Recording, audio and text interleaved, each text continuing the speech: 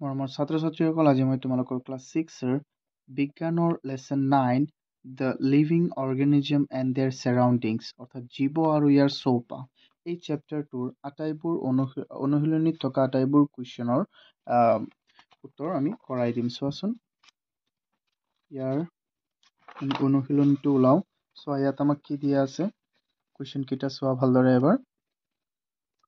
চোৱা ইয়াত আমাক প্ৰথমে দিয়া আছে কি, ইয়াৰ আগতে তোমালোকে এইকেইটা বস্তু যে এবাৰ ভালদৰে চাই ল'বা হা, এইকেইটা মুখস্থ কৰিবা তোমালোকে। The surrounding where plants and animal live is called habitat. এইকেইটা হেবিট কাক কয় এইটো চোৱা। ইয়াত এটা কুৱেশ্যন আছে, এইটো এনচাৰ লিখি দিব পাৰিবা। চোৱা মই এতিয়া কুৱেশ্যনকেইটা চাওঁ। ইয়াত আমাক প্ৰথম কুৱেশ্যনটো দিছে, হোৱাট ইজ হেবিট। হেবিট মানে কি, আৱাসস্থলী। আৱাসস্থলী কাক কোৱা হয় চোৱাচোন, আৱাসস্থলী কাক কোৱা হয় চোৱা।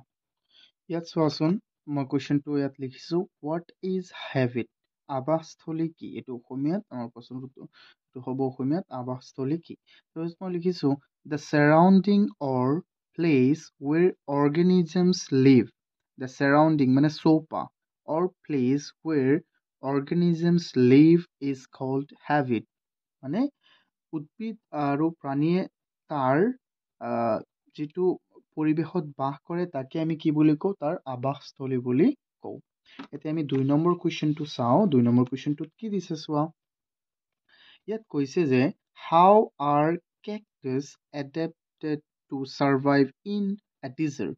চোৱা কৈছে যে কেকটাছে মৰুভূমিত বাচি থাকিবলৈ কি কি কি পদ্ধতিৰে চোৱা অভিযোজন কৰে। কেনেকৈ অভিযোজন কৰে, অভিযোজন মানে খাদ্য গ্ৰহণ কৰে, খাদ্য কেনেকে পায় চোৱা।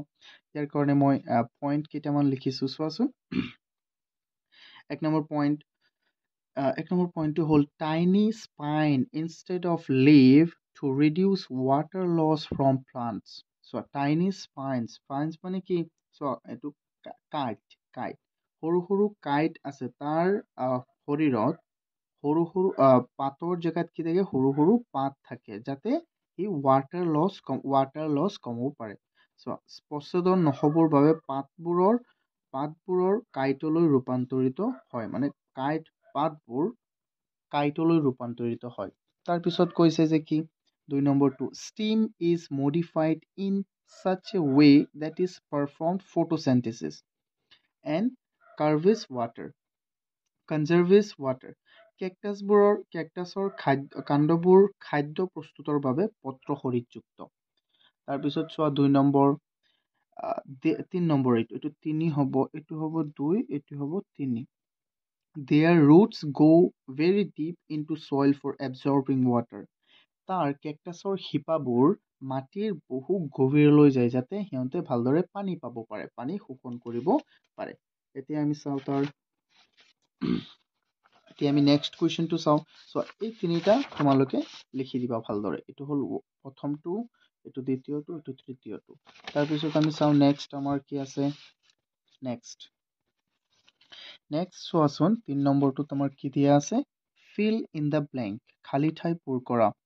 The presence of specific feature which enable a plant or animal to live in a particular habit is called।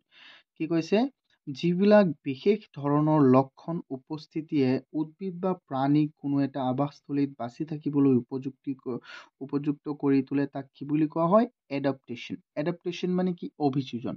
মানে এটা জীৱ জন্তু কোনো এটা ঠাইত বাচি থাকিবলৈ সি যি এটা পদ্ধতি ব্যৱহাৰ কৰে, তাকে আমি কি বুলি কওঁ, এডাপ্টেশ্যন বুলি কওঁ। ইয়াত তোমালোকে খালী ঠাইত কি পাবা, adaptation.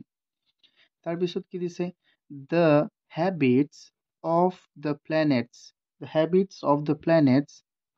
and plants and animals that live on land are called। So যিকেইটা কিহত বাস কৰে, যিকেইটা জীৱ জন্তু বা গছ গছনি ক'ত বাস কৰে, লেণ্ডত বাস কৰে। লেণ্ড মানে মাটিত বাস কৰে, সিহঁতক আমি কি বুলি কওঁ, টেৰেষ্ট্ৰিয়েল বুলি কওঁ। টেৰেষ্ট্ৰিয়েল আৰু নহয়, কি বুলি কওঁ আমি, টেৰেষ্ট্ৰিয়েল। চোৱা স্থলজ, স্থলজ আমাৰ কেই ধৰণৰ আছিলে, মুঠতে আমাৰ আছিলে কেই ধৰণৰ, মেনি টাইপছ অফ হেবিটছ আছিলে তাৰে ভিতৰত এটা কি টেৰেষ্ট্ৰিয়েল যিটো নেকি অন দ্য লেণ্ড আৰু এটা আমাৰ কি একুৱেটিক যিটো পানীত থাকে চ' তাৰপিছত কৈছে এইটো চোৱা the habitats of plants and animal that live in water called চোৱা যিকেইটা পানীত থাকে সিহঁতক আমি কি বুলি কওঁ একুৱেটিক মনত ৰাখিবা যিকেইটা পানীত থাকে সিহঁতক আমি কি বুলি কওঁ একুৱেটিক আৰু যিকেইটা স্থলত থাকে এইকেইটা কি বুলি কওঁ আমি টেৰেষ্ট্ৰিয়েল স্থলজ আৰু জলজ আৰু কৈছে আৰু তাৰপিছত কি কৈছে soil water and air are the dash factor of habits so soil মানে কি মাটি আৰু water পানী এয়াৰ মানে কি বায়ু মাটি পানী আৰু বায়ু আৱাসস্থলীৰ কি অভাৱৰ কাৰণ এইটো কি এবায়টিক চোৱা abiotic the fact are the abiotic factor of habit so এইটো কি হ'ব abiotic so তোমালোকে ইয়াতো চাব পাৰিবা ঠিক একেধৰণে এনেকৈ দি যাব তাৰপিছত আমি চাম তাৰপিছৰটো কি কৈছে ই নম্বৰটো চোৱাচোন the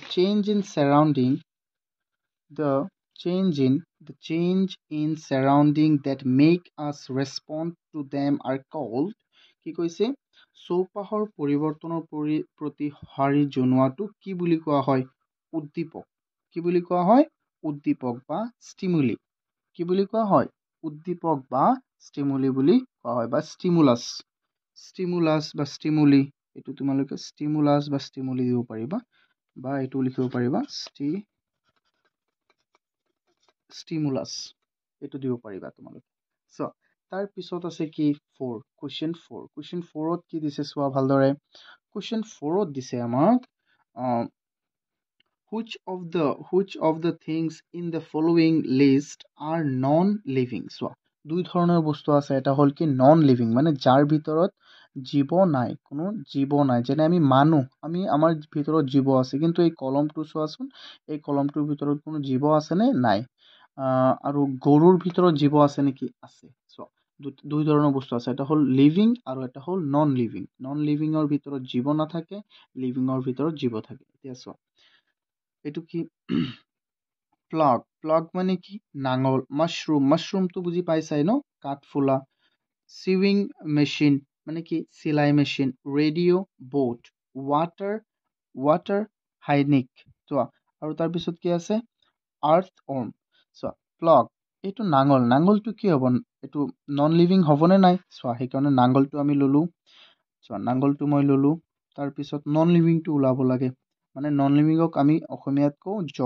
জড় আৰু লিভিঙক আমি অসমীয়াত কওঁ জীৱ তাৰপিছত চোৱা মাছৰুম কি এইটো জীৱ হয়নে নহয় মাছৰুমটো গ্ৰ' হয় সময়ত সৰু থাকে তাৰপিছত ডাঙৰ হয় তাৰপিছত চোৱা ৰেডিঅ' আৰু চিলাই মেচিন চিউইং মেচিনক আমি অসমীয়াত চিলাই মেচিন কওঁ চিলাই মেচিন এইটো কি জীৱ হয়নে নহয় তেন্তে এইটো আমি ল'ম এইটো ল'লো নে নাই দুটা তাৰপিছত ৰেডিঅ' এটা জীৱ হ'বনে নহ'ব আৰু বোট জীৱ হ'বনে নহ'ব ৱাটাৰ এইটো চোৱাচোন হাইকিন এইটো কি হ'ব এইটো মানে কি পানী মেটেকাটো কি হ'ব তোমাৰ নন লিভিং নহ'ব এইটো লিভিং হ'ব কাৰণ তাৰপিছত আৰ্থৱৰ্ম মানে কি কেঁচুৱা কি হ'ব এইটোতো লিভিঙে হ'ব হয়নে নহয় চ' যিকেইটা নন লিভিং হয় মই ইয়াত লিখি দিছোঁ তাৰপিছত চোৱা কুৱেশ্যন 5ত কি কৈছে Give an example of non-living things which show any two characteristics of living things. কৈছে এনেকুৱা এটা জড় জীৱৰ উদাহৰণ দিয়া যিটোৱে নেকি জীৱৰ যিকোনো দুটা বৈশিষ্ট্য দেখুৱায় জীৱৰ যিকোনো দুটা বৈশিষ্ট্য দেখুৱায় এবিধ জড় পদাৰ্থৰ নাম লিখা আৰু সেইটো আমি কি লৈছোঁ চোৱাচোন an example of non-living things which shows the character of living things is cloud মানে আকাশত যে ডাৱৰ থাকে সেই ডাৱৰৰ কথা কৈছোঁ the characteristic of living things are it grows in size চোৱা আমাৰ আকাশত থকা ডাৱৰটো ডাঙৰ হয়নে নাই হয় and it shows movement আৰু এইটো লৰচৰ কৰে না নাই এঠাইৰ পৰা আন ঠাইলৈ তোমালোকে আকাশলৈ চালে চাবা দিনত যে ডাৱৰীয়া দিনত ডাৱৰবোৰ কি হয় ডাঙৰ হৈ থাকে আৰু এইটো এটা ঠাইৰ পৰা আন এটা ঠাইলৈ গৈ থাকে। চ' সেইকাৰণে মই লিখিছো কি ক্লাউড। ক্লাউড মানে কি ডাৱৰ। ডাৱৰ চোৱা এইটো হ'ল ডাৱৰ। এতিয়া তোমালোকে চোৱাচোন নেক্সট আমাৰ কুৱেশ্যন 6টো কি আছে। কুৱেশ্যন 6টোত আছে আমাৰ which of the following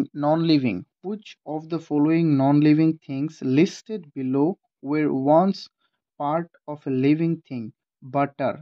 so তাত ইয়াত কৈছে যে তলৰ কোনকেইটা জড় বস্তু এসময়ত কি আছিলে, এসময়ত এটা জীৱৰ অংশ আছিল বা জীৱৰ পৰা আহিছে। চোৱা এটা আমাৰ কি কি আছে, বাটাৰ। বাটাৰ মানে কি দৈ। দৈ এসময়ত ক'ৰ পৰা আহিছিলে, জীৱৰ পৰা আহিছিল, হয়নে নহয়। চ' দৈ। লেডাৰ। লেডাৰ মানে কি চোৱা চামৰা, হয়নে নহয়। যেনে তোমাৰ যিকোনো বস্তুৰ চামৰা, গৰুৰ চামৰা, হয়নে নহয়। এইটো দি কি বনায় মানুহে, জোতা বেল্ট এইবিলাক বনায়। তাৰপিছত কি চইল, মাটি। তাৰপিছত উল। উল কি, উল হ'ল তোমাৰ কোনো বস্তুৰ নোম। অ'কে। তাৰপিছত ইলেক্ট্ৰিক বাল্ব, কুকিং অইল আৰু এপল এণ্ড ৰাবাৰ। এতিয়া এইকেইটাৰ ভিতৰত কোনকেইটা হয় কোৱা। চ' মই ইয়াতে দেখুৱাই দিওঁ। বাটাৰটো হ'ব, লেডাৰটো হ'ব, চইল হ'বনে নহ'ব, উল হ'বনে নাই, হ'ব। কুকিং অইল, কুকিং অইল এইটো হ'বনে নাই চোৱা, এইটোতো হ'ব কাৰণ কুকিং অইলটো চোৱা যেনে মাষ্টাৰ্ড চিডৰ পৰা আমি কি পাওঁ, কুকিং অইল পাওঁ। আৰু এপলটোতো হ'বই। ৰাবাৰটো হ'ব কাৰণ ৰাবাৰটো আমি ক'ৰ পৰা পাওঁ, আমি ৰাবাৰটো এটা গছৰ পৰা পাওঁ। সেই গছটোৰ নাম হ'ল ৰাবাৰ গছ। চোৱা আমি ইয়াত লিখি দিম, এইটো আমি পাম, এইটো পাম। চইল নহয়, উল হয়। ইলেক্ট্ৰিক বাল্ব নহয়, কুকিং অইল হ'ব, এপল হ'ব, ৰাবাৰ হ'ব। আমি ইয়াত লিখি দিম। চোৱা এইকেইটা, চ' মই ইয়াত লিখিলোঁ butter, leather, wool, cooking oil, apple and rubber are the non livings. বা তোমালোকে জাষ্ট ইয়াৰ পৰা লিখি দিলেও হ'ব, কিন্তু এইটো লিখিলে আৰু বেছি ভাল হৈ যাব। চোৱা তাৰপিছত আমি কুৱেশ্যন 7ত কি লিখিছোঁ চোৱা। কুৱেশ্যন 7ত আমাক কি দিছে এইটো চোৱা। List the common characteristic of living things. Living থিংছৰ কেইটামান কমন কেৰেক্টাৰিষ্টিক্স আমি ওলাব লাগে। জীৱৰ সাধাৰণ বৈশিষ্ট্যসমূহ কি কি। চ' জীৱৰ সাধাৰণ বৈশিষ্ট্যসমূহ কি কি চোৱা। ইয়াত মই এনচাৰত কি দিছোঁ চোৱাচোন এবাৰ। ইয়াত চোৱা 1 নম্বৰ হ'ল কি গ্ৰ'থ, মানে জীৱই বৃদ্ধি হয়। তাৰপিছত ৰিপ্ৰডাকশ্যন মানে প্ৰজনন কৰে। জীৱই কি কৰে, প্ৰজনন কৰে। যেনে সন্তানৰ জন্ম দিয়ে, তাৰ সংখ্যা বঢ়াই থাকে নে নাই, থাকে। মুভমেণ্ট, জীৱই কি কৰে, লৰচৰো কৰে। তাৰপিছত কি আছে, ইনটেক অফ ফুড মানে কি, সিহঁতে খাদ্যও গ্ৰহণ কৰে। তাৰপিছত হ'ল ৰেচপিৰেশ্যন, সিহঁতে কি কয়, শ্বসন পদ্ধতি থাকে সিহঁতৰ, মানে আমি যেনেকে মানুহ শ্বাস প্ৰশ্বাস লওঁ, হয়নে নহয়, সেইটো। তাৰপিছত কৈ আছে এক্সক্ৰেশ্যন, এইটো মানে কি মল ত্যাগ কৰা, মানে সিহঁতে কি কৰে, মলো ত্যাগ কৰে। তাৰপিছত ৰেচপন্স টু ষ্টিমুলি, উদ্দীপনাৰ প্ৰতি সঁহাৰি। উদ্দীপনাৰ প্ৰতি সঁহাৰি মানে কি, তাক যদি কোনোবাই জানে চোৱা এইটো মই এনেকে দি দিলোঁ নহয়, এইটো মোৰ সঁহাৰি দিম নে নাই, তুমি মোক এনেকে দি দিবা, মই সঁহাৰি দিম। তাৰপিছত হ'ল ডাই মানে মৃত্যু হোৱা। তাৰপিছত কি কৈছে, তাৰ মৃত্যু হ'ব। চেল ষ্ট্ৰাকচাৰ, কোষীয় গঠন থাকে, cell structure.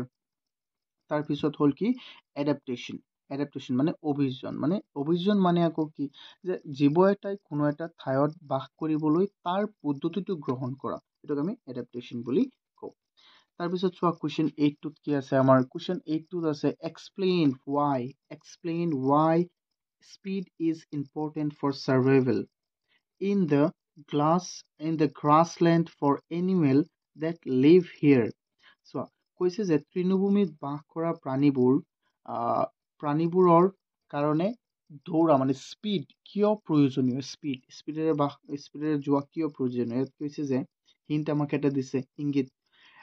There are few trees or places for animal to hide in grassland habit। চ' আকৌ আমাক ইংগিত দিয়া আছে কি যে গ্ৰাছলেণ্ড মানে কি ঘাঁহনিৰ পথাৰ, ডাঙৰ ডাঙৰ ঘাঁহনিৰ পথাৰত থকা জীৱবোৰৰ স্পীড কিয় প্ৰয়োজনীয়, মানে গতিৰে দৌৰা কিয় প্ৰয়োজনীয় হয়। কাৰণ তুমি নিজেই কোৱাচোন, চোৱা যিবিলাকে ঘাঁহ খায় সেইবিলাকক কোনে খায় কোৱাচোন, সেইবিলাকক বাঘ সিংহ এইবিলাকে খায়নে নাই, সেইকাৰণে সিহঁতে নিজৰ জীৱনটো বচাবলৈ দৌৰিব লাগে স্পীডত। চ' সেইকাৰণে আমি আনচাৰটো এনেকৈ লিখিম। চোৱা আনচাৰটো এইটো হ'ব, in grassland there are few trees or places for animal to hide when their predator মানে predator মানে কি enemy attack, যদি সিহঁতক যেতিয়া কি কৰে, সিহঁতৰ এনিমিয়ে এটাক কৰে, they have to run fast to reach a safe place, সিহঁতে কি কৰিব লাগিব, খুব তীব্ৰ আকাৰে দৌৰিব লাগিব যাতে সিহঁতে এটা ছেফ প্লেচ পায় সিহঁতৰ কাৰণে, otherwise they lose their life, যদি সিহঁতে স্পীডত নদৌৰে তেন্তে সিহঁতৰ লাইফটো হেৰুৱাব। So' the speed is very important for survival of grassland animal, মানে সেইকাৰণে ইয়াত লিখিছে যে সেইকাৰণে তৃণভূমিত থকা জীৱ জন্তুবোৰে বৰ খৰখতীয়াকৈ দৌৰাটো প্ৰয়োজনীয়। চ' এইটো হ'ল আমাৰ অন্তিমটো কুৱেশ্যন। যদি তোমালোকে এইটো বুজি পাইছা তেন্তে এই চেনেলটো ছাবস্ক্ৰাইব কৰা আৰু ভিডিঅ'টো লাইক কৰি দিয়া, আৰু যদি এই PDFবোৰ তোমালোকৰ ভাল লাগে তেন্তে মোক কমেণ্ট কৰি জনোৱা, বা মোৰ হোৱাটছএপ গ্ৰুপটো তোমালোকে জইন কৰিব পাৰিবা। মই এই আটাইবোৰ PDF তাত মই আপলোড কৰি দিম, তোমালোকে ডাইৰেক্ট PDFটো লিখিব পাৰিবা বা প্ৰিণ্ট আউট কৰি ল'ব পাৰিবা ক'ৰবাৰ পৰা। Thank U.